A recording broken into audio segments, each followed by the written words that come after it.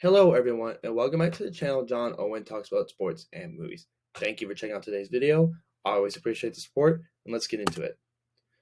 So in a few short days we have the 2021 college football playoff semifinals, and then on I think it's January 10th we will have the college football national championship game. And so today's video I'm just going to break down the two semifinal matchups, give you my predictions in these two games, and then who I think is ultimately going to win the national championship. Make sure you leave your predictions in the comments below. Who do you think is going to come out on top? Who do you think is going to win the semifinal games? And with all that being said, let's get into it. The first game we're going to talk about is the Cotton Bowl, which will host the 1 versus 4 matchup. So we will have Alabama versus Cincinnati.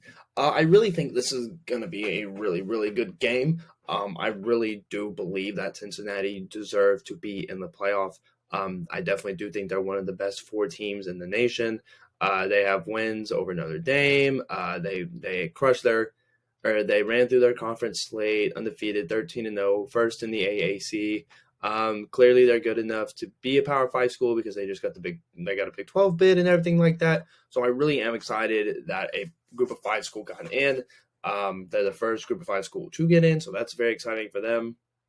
And then on the other side, we do have the quintessential Powerhouse Alabama, who even after losing everyone from their national championship team a year ago, who might be one of the greatest college football teams of all time, they just came back locked and loaded, reloaded.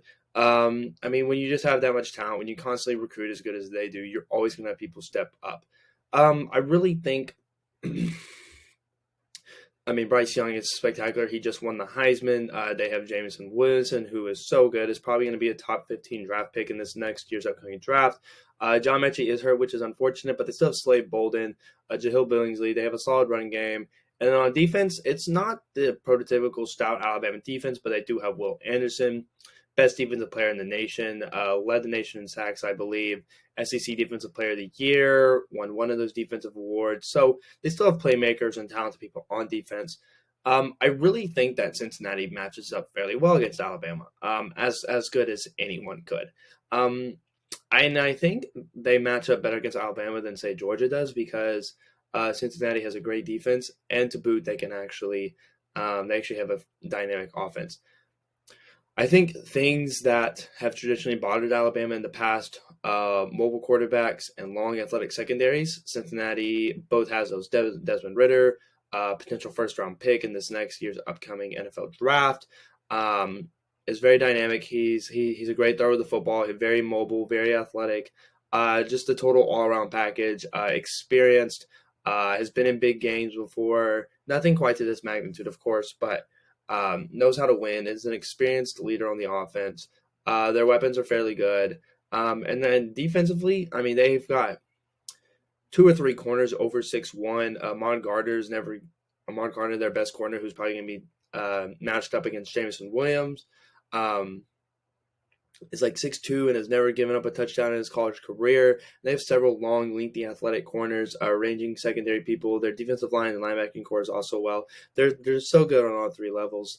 I really think that they do match up well because Jameson Williamson and those other Alabama receivers they struggle when they do struggle. They struggle the most against the press, and the Cincinnati corners can get up on them.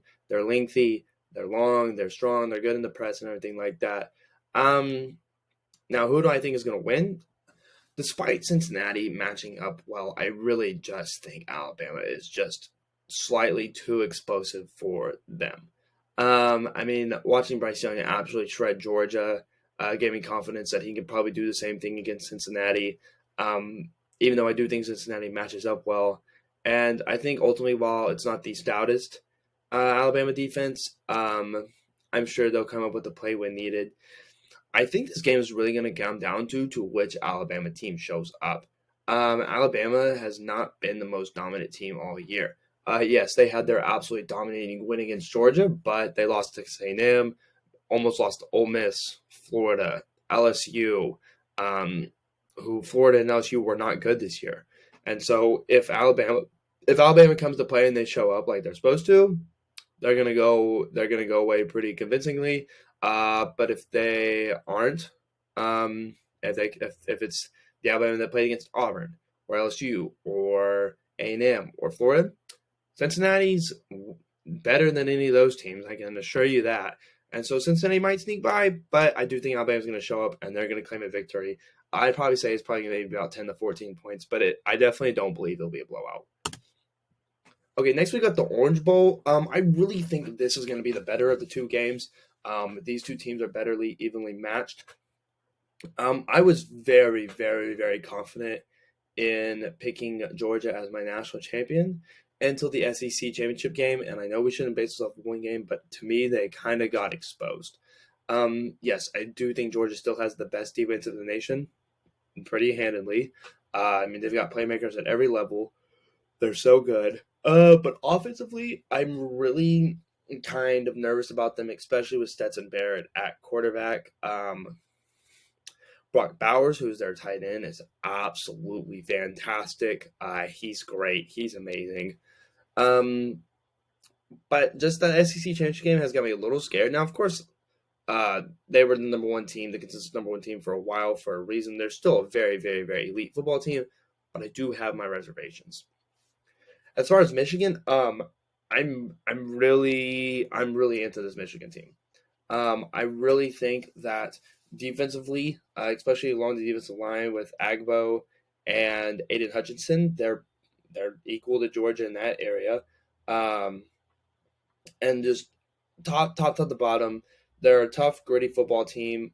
Two dominant wins going into the playoff versus Ohio State and then versus Iowa in the Big Ten championship game gives me confidence in them.